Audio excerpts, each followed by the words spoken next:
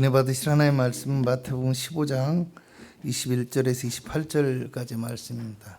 예수께서 거기서 나가사 두로와 시돈 지방으로 들어가시니 가나안 여자 하나가 그 지경에서 나와서 소리질러 이르되 주 다윗의 자손이여 나를 불쌍히 여기소서 내 딸이 흉악하게 귀신 들렸나이다 하되 예수는 한 말씀도 대답하지 아니하시니 제자들이 와서 청하여 말하되 그 여자가 우리 뒤에서 소리를 지르오니 그를 보내소서. 예수께서 대답하여 이르시되 나는 이스라엘 집에 잃어버린 양 외에는 다른 데로 보내심을 받지 아니하였노라 하시니 여자가 와서 예수께 절하여 이르되 주여 저를 도우소서. 대답하여 이르시되 자녀의 떡을 취하여 개들에게 던짐이 마땅하지 아니하니라. 여자가 이르되 주여 올소이다마는 개들도 제 주인의 상에서 떨어지는 부스러기를 먹나이다 하니 이에 예수께서 대답하여 이르시되 여자여 내 믿음이 크도다 내 소원대로 되리라 하시니 그때로부터 그의 딸이 나으니라. 아멘. 큰 믿음의 사람이 됩시다. 이렇게 제목을 정해봤는데요. 다니엘 기도의 기간 중에 차량 운행을 하는데 이제 한 분이 집에서 키우는 강아지 이야기를 하시다가 개도 사람하고 똑같다라는 말씀을 하시더라고요. 그래서 제가 뭔 개가 사람하고 똑같아. 꼭 이렇게 말했어요. 이렇게 조금 톤이 높아서 농담이 섞인 반발을 제가 했어요. 반론을 제기했어요. 그러면서도 사실은 노년의 적적한 삶에서 이 작은 동물 한 마리가 주는 위안과 즐거움이 굉장히 클 것이다 라는 생각이 드는 거예요. 그래서 또 다시 조금 지난 다음에는 덧붙여서 개가 사람보다 나을 때도 있지요. 이런 말을 했습니다. 여러분 이 말에 대해서 어떻게 생각하십니까? 정말 개가 사람보다 낫다고 해서 그런 말을 하고 있을까요? 저는 그것은 아니라고 생각합니다. 사람이 사람답지 못한 모습에 실망했기 때문에 우리가 그런 말을 하는 것이에요. 그리고 사람이 사람다워지기를 바라는 마음 때문에 또 그런 말을 하고 있다고 생각합니다. 그런데 때로는요, 사람이 동물보다 못한 모습을 보일 때가 정말 많더라는 거예요. 집에서 기르는 동물도 주인을 향한 충성심과 애정을 보이고 있는데 사람은 오직 자기 이익과 욕망을 위해서만 살아가고 고마움과 은혜도 모르고 살고요. 또 감사를 표현하고 사랑을 베푸는 것보다 오히려 자기 욕심을 채우기 위해서 사람을 배반하고 빼앗고 악을 행하는 그런 모습으로 살아가면서도 전혀 자신의 잘못된 모습을 깨닫지 못하고 반성하지 못하는 모습을 가지고 있더라는 겁니다. 그러니까 개가 사람보다 낫다라는 말이 나오는 것입니다. 이 이기심과 욕망으로 가득한 사람이 주지 못하는 그 위로를 집에서 키우는 동물이 사람에게 채워주고 있다는 겁니다. 가족이 주지 못한 사랑과 위로를, 형제가 주지 못한 사랑과 위로를, 때로는 부모가 주지 못한 사랑과 위로를, 그리고 때로는 자녀가 주지 못하는 사랑과 위로를 누구에게 받아요? 안타깝게도 개에게서 받고 동물에게서 받고 있더라는 겁니다. 여러분 오늘 성경 1절과 2절을 보면 예수님께서 거기서 나가서 두로와 시돈 지방으로 들어가셨다가 가나안 여자 하나를 만났다라고 얘기합니다. 두로와 시돈 지방으로 들어갔다라는 말은 유대인들이 사는 지역을 벗어나서 이방인들이 사는 땅으로 들어갔다라는 말이에요. 아마 오늘 성경의 내용을 종합해 본다면 예수님께서 이방의 땅으로 들어가서 거기에 잠시 거하게 된 것은 복음을 전하기 위한 목적은 아니었던 것 같아요. 잠시 휴식을 취하거나 아니면 혼란스럽고 분주한 상황들을 피해서 그 상황을 좀 정리하고 재정비하는 차원에서 그 이방의 땅으로 잠깐 피하듯이 들어가신 거예요. 왜냐하면 15장 1절을 보면 바리새인과 서기관들, 그러니까 유대의 지도자들이 예수님을 반대하고 핍박하는 정도가 아니라 예루살렘에서부터 그 먼 곳까지 쫓아왔다라는 거예요. 예수님과 이 공격하고 논쟁을 벌이는 이런 상황들이 벌어져요. 그리고 오늘 성경을 보면 예수님께서 이 두로와 시돈 지방에서는 이 가나안 여인과 있었던 일 말고는 다른 일이 없어요. 복음을 전했다, 사람들을 고쳤다 이런 것이 없이 바로 뒤이어서 갈릴리 지역으로 돌아오거든요. 갈릴리 지역으로. 그리고 갈릴리 지역에서 또 복음을 전하는 장면이 이어지고 있어요. 본문 24절을 보면 예수님께서 나는 이스라엘 집에 잃어버린 양 외에는 다른 데로 보내심을 받지 아니하였다. 이렇게 이 자기가 만난 가나안 여인에게 아주 노골적으로 말씀을 하는 내용이 나옵니다. 여러분 이 말씀은요, 또 기원을 찾아보면 마태복음 10장에 보면 예수님께서 12명의 제자들을 보내시면서 이방인의 길로도 가지 말고 사마리아인의 고리에도 가지 말고 이스라엘 집에 잃어버린 양에게로 가라, 이렇게 말씀하신 것과 똑같아요. 그러니까 예수님의 복음의 기준이 그렇다라는 거예요. 예수님께서 유대인만 구원하시고 이방인은 버리시겠다, 이런 말씀이라고 생각할 수도 있지만 그 말씀보다는 아마 이 말씀은 주님, 지금의 예수님의 공생의 사역이 하나님의 말씀을 아는 유대인들에게 집중되고 있다라는 거예요. 할렐루야. 응? 그리고 나서 십자가에서 죽으시고 부활 승천하신 이후에 성령 받은 제자들에 의해서 예루살렘으로부터 시작해서 사마리아와 땅끝까지 복음이 증거되어진다는, 이게 이제 복음의 원리, 복음의 과정이라는 겁니다. 그래서 사도 바울도 로마서 1장 16절에 복음이 먼저는 유대인에게고 그 다음에 헬라인에게로다. 그러니까 유대인에게 먼저 복음이 전해지고 그 다음에 헬라인에게 복음이 전해질 것이다. 그런데 우리가 알아야 될 게 이게 순서를 정하는 게 아니라는 겁니다. 순서를 정하는 것이 아니라 과정일 뿐이에요. 과정일 뿐. 우리가 그것에 대해서 좀 알아갈 텐데요, 여기서 주목할 것은 우리가 예수님께서는 자신에게 나온 가나안 여자의 부르짖음을 외면하시고, 외면하시는 정도가 아니라 그를 개라고 표현하고 있다는 겁니다. 정말 모욕적인 표현이잖아요. 그죠? 그런데 우리가 여기서 더 중요하게 바라봐야 될 것이 있는데, 본문 28절을 보면 예수님께서 외면하시고 개라고 모욕적인 표현을 했던 이 이방의 여인에게 뭐라고 하냐, 여자여 너의 믿음이 크도다 라고 이렇게 칭찬하고 인정하고 계시다라는 거예요. 여러분 우리말 성경에는 사실 표현되어 있지 않는데요, 헬라어 성경 원문을 보면 여자여라는 말에 뭐가 들어있냐, 오라는 이 감탄사가 함께 사용되고 있습니다. 오라고 헬라어로 오 그러는 걸 발음이 우리말하고 비슷하죠. 우리말로 와 이런 거하고 똑같은 와, 탄성의 소리, 놀라움과 감동의 소리, 그 마음을 예수님께서 이 여인에게 표현하고 있는 거예요. 여러분 이 예수님께서 이 여인의 그 믿음에 감동하시고 기뻐하고 계신다라는 거예요. 여러분 그 무슨 얘기예요? 이쯤 되면 개가 사람보다 낫다 라는 말과 오늘의 상황이 조금 비슷할 수도 있다라는 거예요.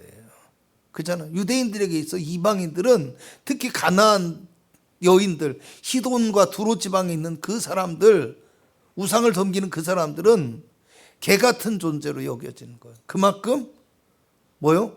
멸시하고 경멸하는 대상들이라는 겁니다.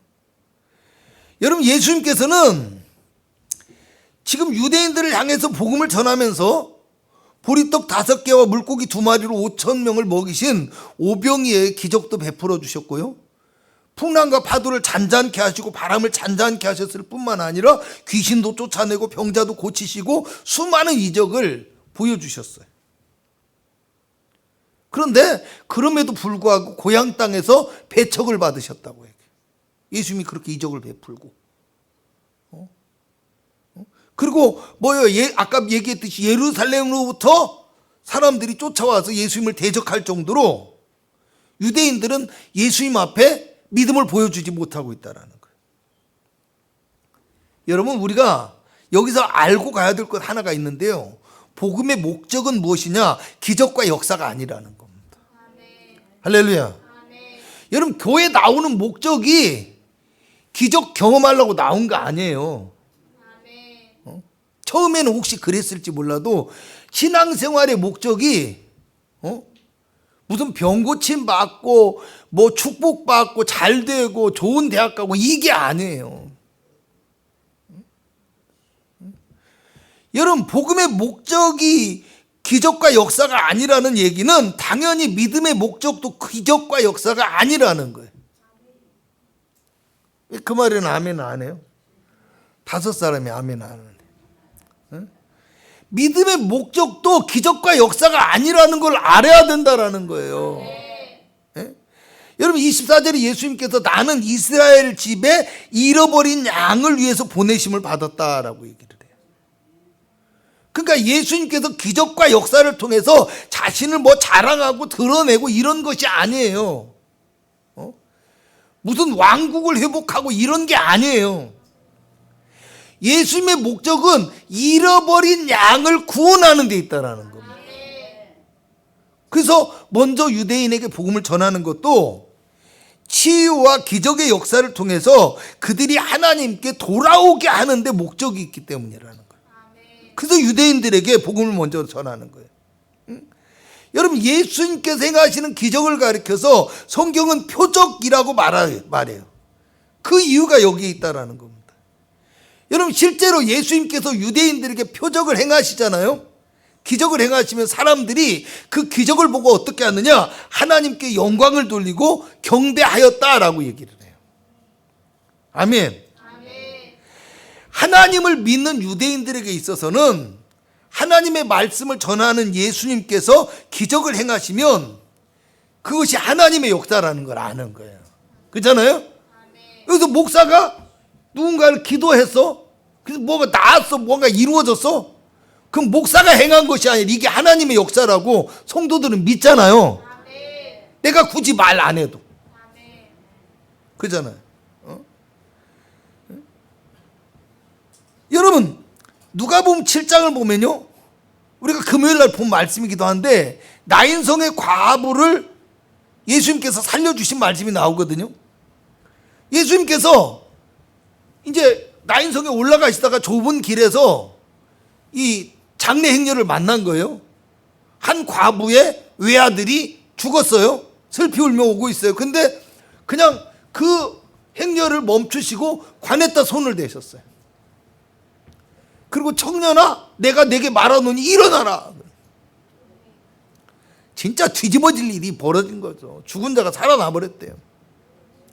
근데 성경이 뭐라고 하느냐, 모든 사람이 하나님께 영광을 돌리며 하나님께서 자기 백성을 돌보셨다라고 고백합니다. 할렐루야. 이게 하나님의 역사예요. 굳이 말씀을 하지 않고 표적을 보여주기만 해도 하나님 앞에 돌아오는 역사가 유대인들에게 일어나고 있다는 겁니다. 근데 만약 하나님을 모르고 우상을 섬기는 이방이라고 한다면 어떻게 반응하겠습니까? 그것이 기적이 일어나도 그것이 믿음의 표적인 것도 모를 것이요. 그죠? 그리고 하나님께 돌아오기보다는 이방인들은 뭐요? 그저 그 기적 자체에 열광하는 거예요. 그리고 더 나아가서 오히려 어떻게 되겠습니까? 자기 신에게 감사를 드릴 수도 있는 거예요. 하나님이 기적을 베푸셨는데. 여러분, 오늘 이 이방의 여인이 예수님께 나오는 것도 하나님을 향한 믿음이 아니라 단지 기적을 바라고 나오는 것 뿐이었다. 이것을 이야기하고 있는 거예요.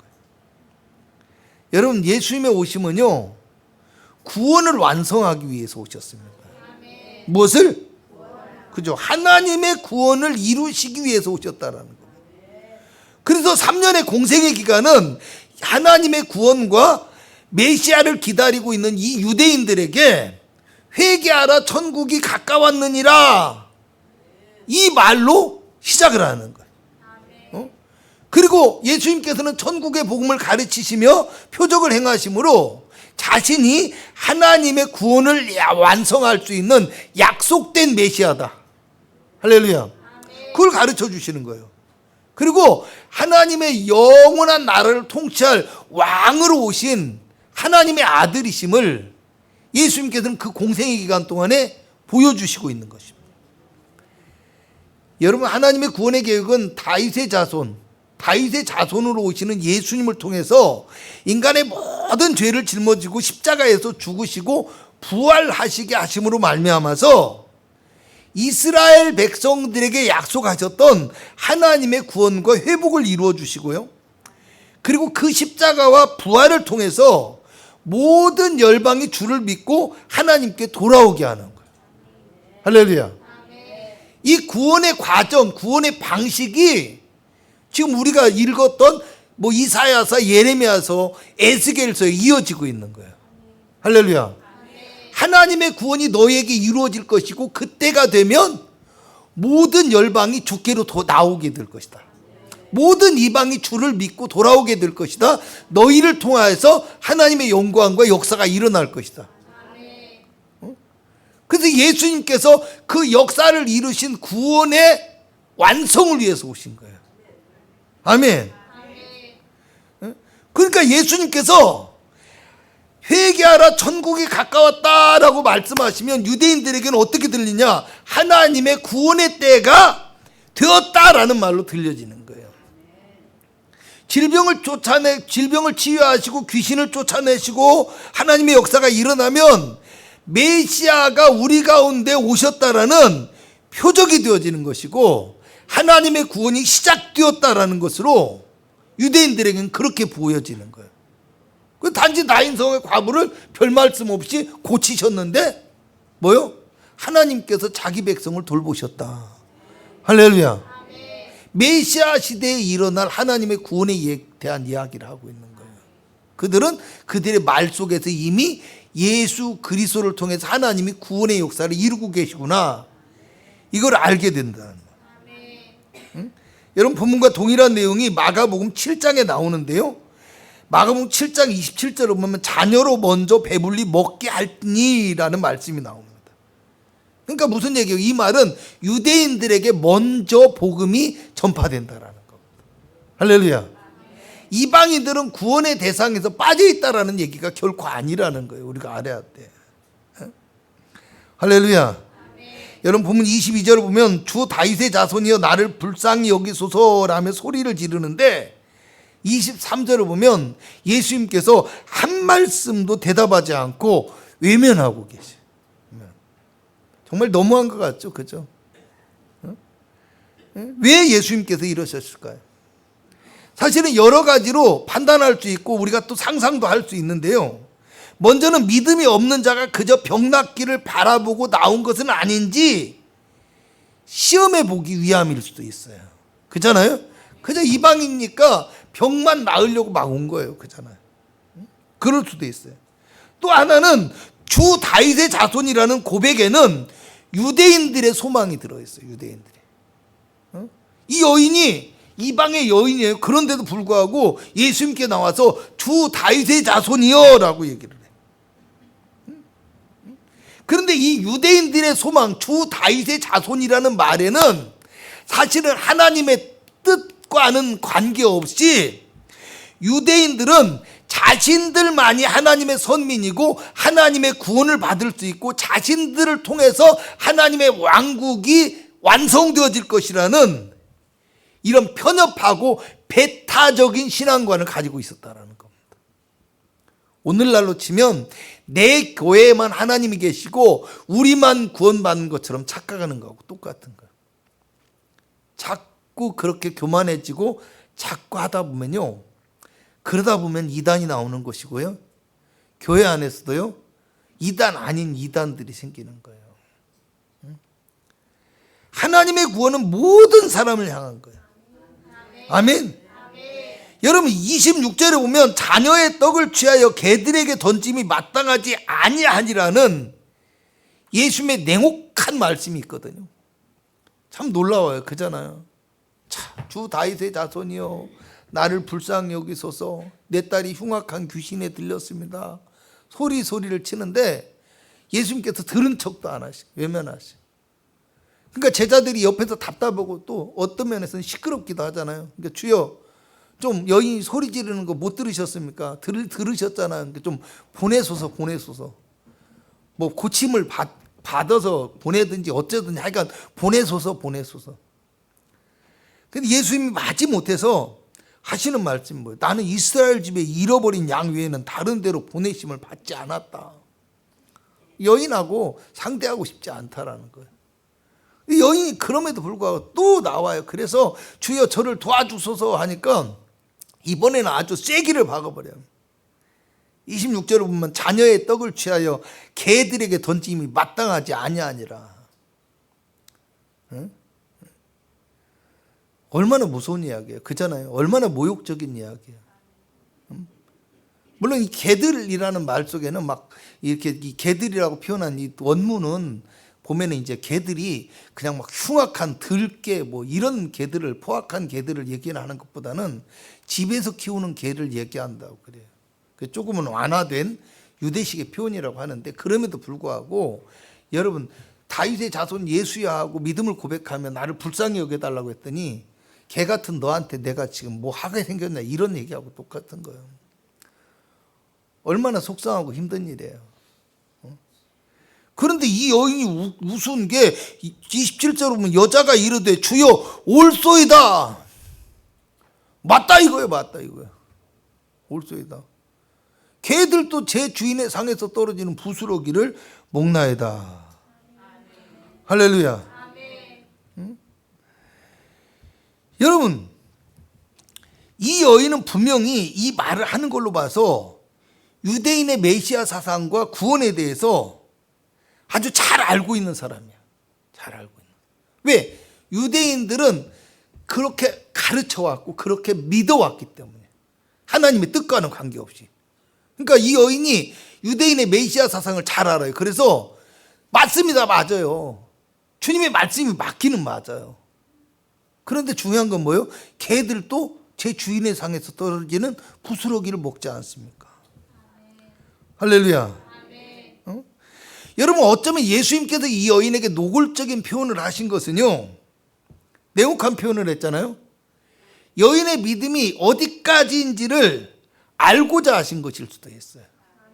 다윗의 자손 예수여 했는데 그냥 어디서 주워 들은 이야기 갖고 그냥 자기 딸을 낳게 하려고 그냥 매달리는 것인지 정말로 진짜 구원관을 가지고 있는지 하나님에 대해서 알고 있는지 이것을 알고자 하심일 수도 있다는 겁니다.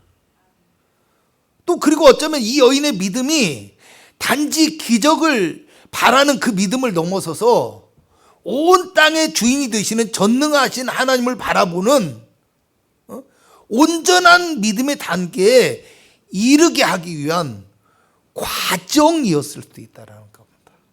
할렐루야. 아멘. 여러분 우리가 믿음의 과정을 무시해서는 안 돼요. 네? 여러분 예배, 기도, 우리의 신앙생활은요 이 도깨비 방망이를 휘두르는 게 아니에요. 막연하게 되면 되고 안 되면 말고 웬만하면 복권 당첨되듯이 되어라 이게 아니에요. 우리의 삶의 모든 과정을 통해서 하나님께서 세세하게 역사하시고 그 과정 속에서 우리의 삶에 개입하시고 또 우리를 인도하시는 거예요.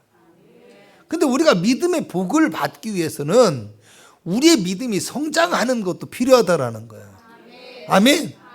주님이 기뻐하시고 주님이 인정할 만한 그런 믿음 가운데 이르러야 되는데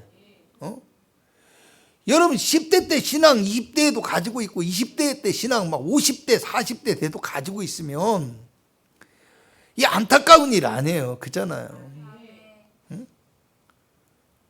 어저께 일을 마치고 이제 늦은 시간이라도 아이들하고 이렇게 좀 정리도 하고 이제 뭐 프랜카드도 미처 못 바꿔 달아가지고 그거 이제 하고서 12시가 다 돼가는데 아이들하고 잠시 얘기를 하면서 뭐 이제 아이 교육에 대해서도 얘기를 하고 이렇게 나누는데 이제 아이들이 그러더라고요. 그 큰애 둘이서 우리 때는 뭐 이랬는데 아빠가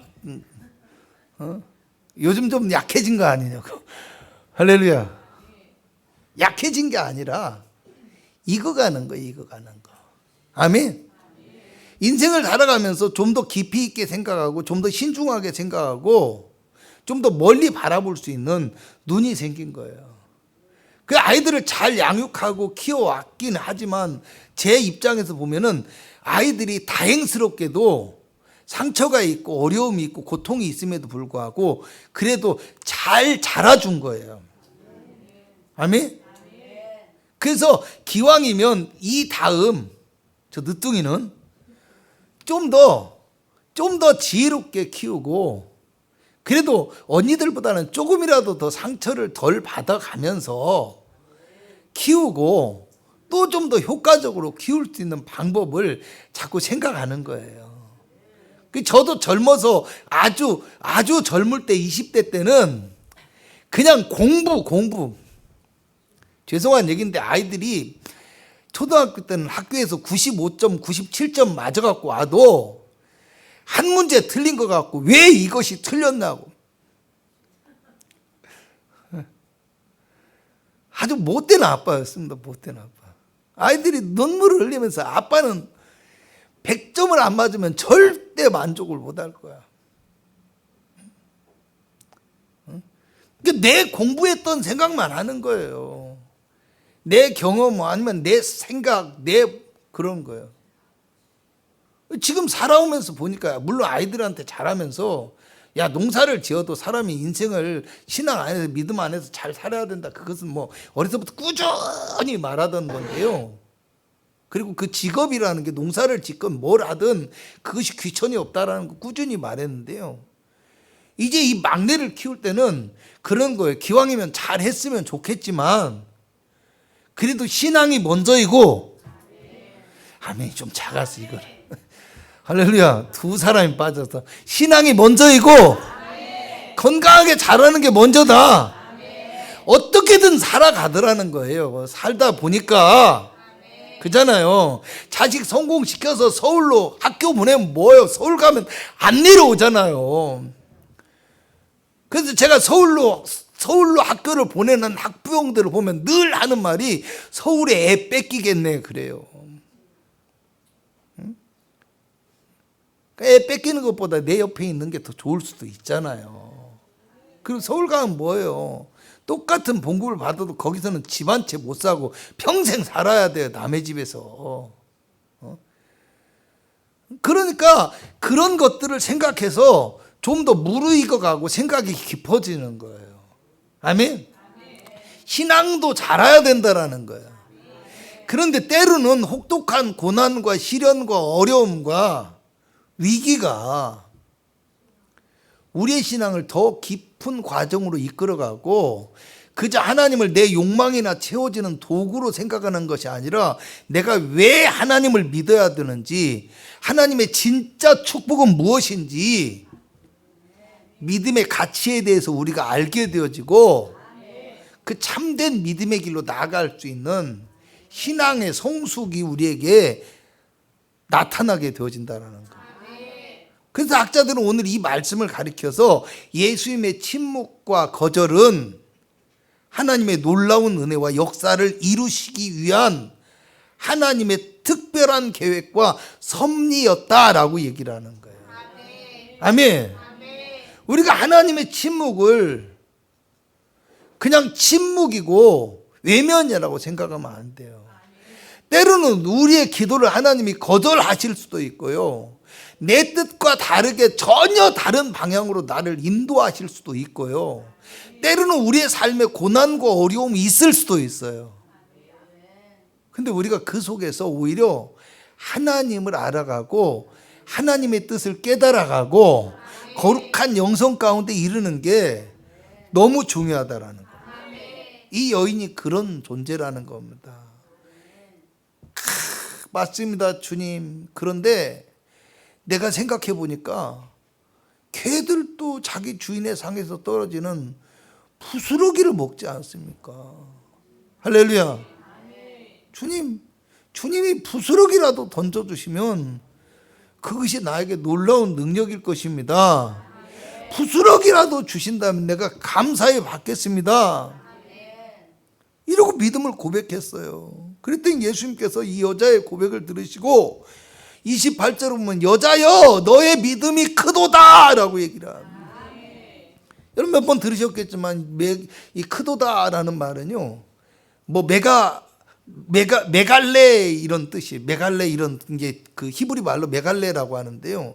이 히브리 말이 이제 어원이 돼서 영어로 나타난 게 뭐예요? 메가톤이라는 단어예요. 메가톤. 할렐루야. 뭐 핵폭발이라든가 이런 거 했을 때 메가톤이라는 단어를 써요. 어마어마한 그 톤의 뭐 4만 배인가, 그러니까 엄청나게 비교할 수 없는 파워를 얘기를 하는 거예요. 그런데 메가톤 정말 크다, 대단하다, 엄청나다 이건데 앞에 제가 말씀드렸잖아요. 크도다라는 말 여자여라는 말 앞에 와 하는 말, 감탄사가 생략되었다고 했잖아요. 그러니까 예수님께서 깜짝 와, 네 믿음 정말 대단하다. 너 믿음 정말 놀랍다. 이렇게 반응하신 거예요. 인사 한번 해요. 옆에 사람 보고 와, 대단하십니다. 이렇게 나온 것도 대단하십니다. 아멘. 네 믿음은 대단하구나. 어쩌면 우리의 믿음이요, 하나님 앞에 나오는 것 자체가 하나님이 기뻐하시고, 아멘, 대단하게 여길지도 몰라요. 너의 믿음 대단하구나, 엄청난 믿음을 가졌구나, 깜짝 놀라서 감탄하시면서 말씀하시는 거예요. 여러분, 왜요? 믿음이 있다고 하는 유대인들도 오히려 예수님을 대적하고 예수님을 핍박하고 예수님을 배척하는 모습을 보이고 있어요. 그렇잖아요. 서로 입술로는 하나님께 영광을 돌리고 있는 것 같은데 예수님께서 예수님을 따르는 그 무리들을 보시면서 뭐라고 해요? 저들이 나를 따르는 것은 표적을 보았기 때문이 아니다. 메시아의 표적을 보고 메시아를 따르는 게 아니라는 얘기예요. 뭐요? 떡을 먹고 배불러서 따르는 거다. 자기의 이기적인 욕망을 위해서 따르고 있다라는 거예요. 그런데 이 이방의 여인은 예수님이 진정한 메시아이심을 온전히 고백하는 모습을 보이고 있었다라는 겁니다. 아멘. 응? 여러분, 하나님의 백성이라고 자부하는 이 유대인들은 하나님을 자기 욕망의 도구로밖에 생각하지 않았지만, 유대인이 개처럼 생각하고 있는, 그러면서 경멸하고 있는 이 이방의 여인은 하나님이 온 땅의 주관자가 되시며 생명의 주인이시라는 참된 믿음의 고백을 드리고 있다라는 겁니다. 아멘. 할렐루야. 아멘. 여러분, 본문 28절에 보면 예수님께서 여자에게 이르시되 네 소원대로 되리라 이렇게 말씀하시니까 그때로부터 그의 딸이 나았다라고 얘기를 해요. 마가복음 7장 29절을 보면 네가 이 말을 했으니 돌아가라 라고. 돌아가라. 그래서 돌아갔더니 귀신이 그 딸에게서 나갔다라고 얘기를 해요. 할렐루야. 여러분, 오늘 우리의 믿음의 고백이 어디에 있는지 생각해야 돼요. 아멘. 참된 신앙의 고백이 어디에 있고 우리의 믿음의 목표가 어디에 있는 줄 알아야 돼요. 하나님은 생명을 주관하시는 하나님이시고, 하나님은 우리의 영혼을 찾으시는 하나님이시고, 이 땅에서의 삶도 주관하시지만 하나님의 진짜 목적은 이 땅에서의 삶을 통해서 우리가 하나님을 발견하고 하나님을 만나고 하나님과 동행하며 하나님이 주시는 영원한 생명의 나라 가운데 들어가는 것이야. 아멘. 그걸 우리가 잊고 신앙생활을 하면 안 된다라는 거야. 왜? 잊고 신앙생활을 하면은 우리는 여전히 육신의 것만 구하고 작은 눈에 보이는 환경 속에서 금방 믿음이 떨어져 버리고 불평하고 원망하고 뒤로 물러가는 그런 믿음이 들 수밖에 없기 때문이라는 겁니다. 네 믿음이 크도다. 할렐루야. 여러분, 기왕이면 주님이 인정하는 큰 믿음의 성도가 되실 수 있기를 주님의 이름으로 축복합니다. 우리가 그 주님을 인정하고 우리의 삶에서 온전히 고백할 때 주님은 반드시 역사하시는 하나님이시다 믿으시기를 주님의 이름으로 축복합니다. 기도하겠습니다. 하나님 아버지, 감사합니다. 주님을 향한 온전한 믿음, 큰 믿음의 사람이 되어지길 원합니다. 가나안 여인과 같이 아버지 하나님, 우리는 이 땅에서 죽을 수밖에 없는 죄인이며 아버지 영원한 멸망 가운데 이를 수밖에 없는 절망적인 인생이지만 예수 그리스도의 십자가와 부활로 말미암아 영원한 생명을 얻게 하시고 구원의 길 가운데 나갈 수 있도록 은혜를 더하여 주시옵을 감사합니다.